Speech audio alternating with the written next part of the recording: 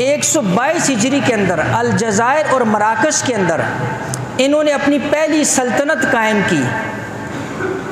150 سال تک ان کی وہ سلطنت قائم رہی، اور اس کے بعد جو ہے عبد الرحمن بن رستم جو تھا، جو ایرانی النسل تھا، ان کو انہوں نے اپنا پہلا امام چنا، اور فاطمیوں کے ابو عبداللہ کے ہاتھ پر ان کی وہ جو پہلی سلطنت تھی وہ ختم ہوئی۔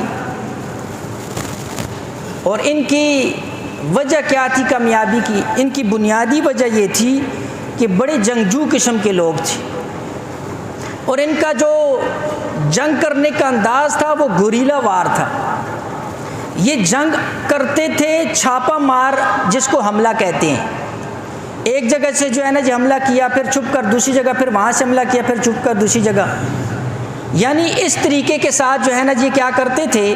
خوارج کا جو جنگ کا طریقہ تھا وہ یہ تھا۔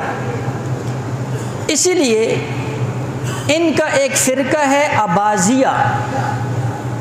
اباضیہ فرقے کے بارے میں علماء نے لکھا ہے کہ یہ جو فرقہ ہے یہ باقیوں سے نسبتاً نرم اور معتدل مزاج کا ہے، اور آج بھی ان کی سلطنت قائم ہے۔ اور آپ میں سے اکثروں کو پتہ نہیں ہوگا کہ خلیج عرب کے اندر جو سلطنت عمان ہے، جس کا دارالحکومت مسقط ہے، وہ اس اباضیہ فرقے کا جو ہے حکمران وہاں پر ابھی بھی حکمرانی کر رہا ہے۔